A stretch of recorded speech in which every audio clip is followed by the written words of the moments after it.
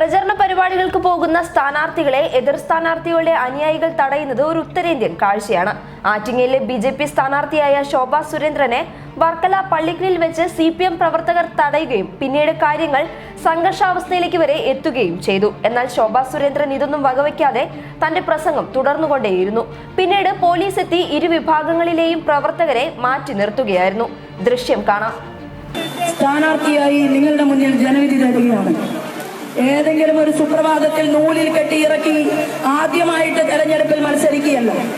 ഇതെന്റെ 7ാമത്തെ തെരഞ്ഞെടുപ്പാണ്. മാർക്സിസ്റ്റ് പാർട്ടിയുടെ നേതാക്കന്മാർ ഉൾപ്പെടെയുള്ളവർ ഒരുമിച്ച് ചേർന്നുകൊണ്ട് സ്ഥാനാർത്ഥിയുടെ സ്വീകരണ പരിപാടിക്കിടയിലേക്ക് സഖാക്കളെ കയറൂരി വിട്ട് വൃത്തികേട് കാണിക്കാനാണ് പരിപാടിയെങ്കിൽ നിന്നെയൊക്കെ ജയിലഴികൾക്കകത്തിട്ട് പൂട്ടാൻ ഇവിടെ നിയമമുണ്ട്. ഇവിടെ ഒരു നീതിന്യായ കോടതിയുണ്ട്. ഇവിടെ ഒരു നിയമമുണ്ട്, നീതിന്യായ കോടതിയുണ്ട്. ഒരു തർക്കവും വേണ്ട. ഇത് പിണറായി വിജയന് സ്ത്രീധനം കിട്ടിയതല്ല ഈ നാട്. കേരളത്തിന്റെ മുഖ്യമന്ത്രിയുടെ പാർട്ടിക്ക് സ്ത്രീധനം കിട്ടിയതല്ല ഈ നാട്.